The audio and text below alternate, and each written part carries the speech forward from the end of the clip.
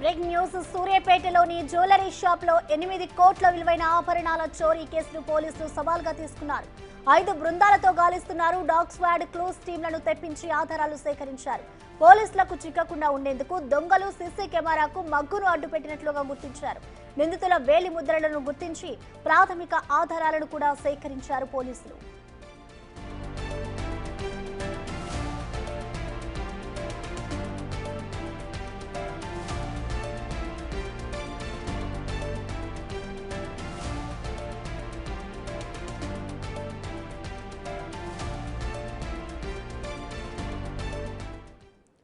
దీనికి సంబంధించిన మరింత సమాచారాన్ని మా ప్రతినిధి రమేష్ అందిస్తారు. రమేష్, మనం చూస్తున్నాం నిన్న సూర్యాపేటలో ఏదైతే జ్యువెలరీ షాప్ లో చోరీ జరిగిందో దీనికి సంబంధించి అసలు పోలీసుల గాలింపు ఏ విధంగా చేస్తున్నారు, అసలు ఎంతమంది టీం ఇందులో పాల్గొన్నారనుకోవచ్చు రమేష్?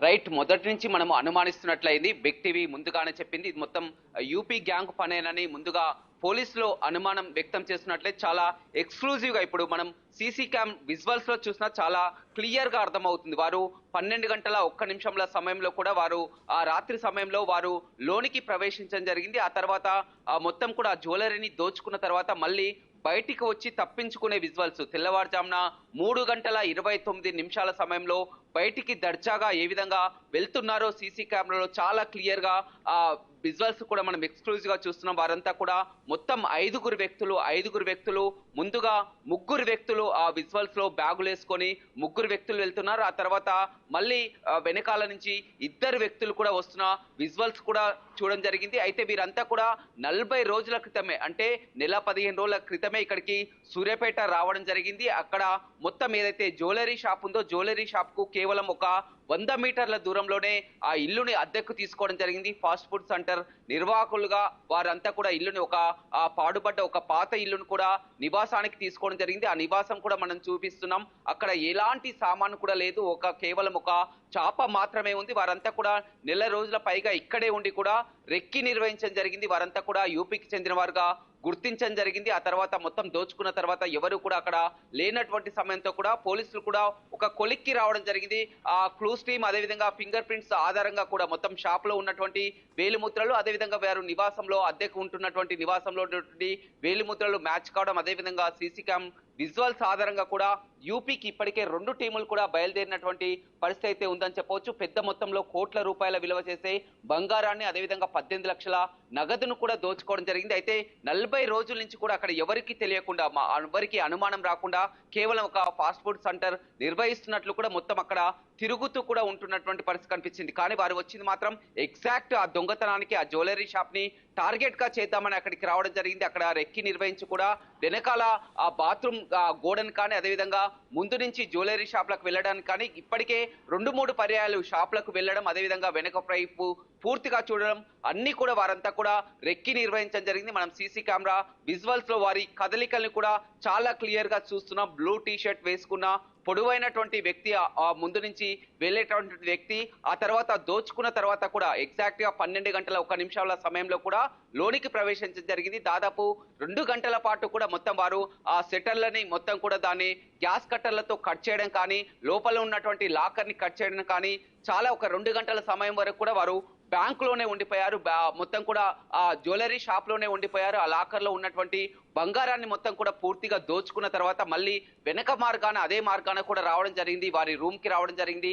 ఆ రూమ్ కి వచ్చి కూడా బంగారాన్ని డివైడ్ చేసుకున్నారు. 5 వ్యక్తులు కూడా ఎవరికి అనుమానం రాకుండా కొంత బంగారాన్ని వారి బ్యాగులలో దాచుకొని కూడా ఎవరికి అనుమానం రాకుండా ఒక కాలేజ్ స్టూడెంట్స్ మాదిరిగా కూడా బ్యాగులు వేసుకొని ముందు 3 వ్యక్తులు వెళ్ళడం, ఆ తర్వాత మళ్ళీ 2 వ్యక్తులు రావడం, వారికి మొత్తం కూడా ఎదురుగా ఉన్నటువంటి ఆ విజువల్స్ కూడా గమనిస్తున్నారని కూడా మొత్తం కూడా ముసుగు వేసుకొని ముఖం చాటేసుకొని వెళ్తున్నటువంటి విజువల్స్ మాత్రం చూడడం జరిగింది. పోలీసులు మాత్రం చాలా క్లియర్ గా ఇన్వెస్టిగేషన్ చేయడం జరిగింది. 5 టీంలని రంగంలోకి దిగి ప్రతి అణువు కూడా గాలిస్తున్నారు. చాలా క్లియర్ గా మొత్తం యూపీ గ్యాంగ్ గా ఇప్పటికే గుర్తించడం జరిగింది. నిన్ననే గుర్తించడం జరిగింది. కానీ మొత్తం ఆ విజువల్స్ ఆధారంగా కూడా మొత్తం బిగ్ టీవీ కెమెరాలో మనం చూపిస్తున్నటువంటి సీసీ కెమెరా విజువల్స్ కూడా వారు బంగారం దోచుకొని ఎంతో దర్జాగా ఎవరికి అనుమానం రాకుండా ఒక కాలేజ్ స్టూడెంట్స్ మాదిరిగా బ్యాగులు వేసుకొని బయటకు వెళ్తున్నటువంటి విజువల్స్ కూడా ఎక్స్క్లూజివ్ గా చూస్తున్నాం. వారు 40 రోజులు అవుతుంది సూర్యాపేటకు వచ్చి, 40 రోజులు అవుతుంది. ఇక్కడ జ్యువెలరీ షాప్ ఉంటే పక్కన ఒక 100 మీటర్ల దూరంలోనే అద్దెకు తీసుకోవడం జరిగింది. 40 రోజుల పాటు అందులో ఉన్నారు. ప్రతిరోజు కూడా కదలికలు గమనిస్తున్నారు.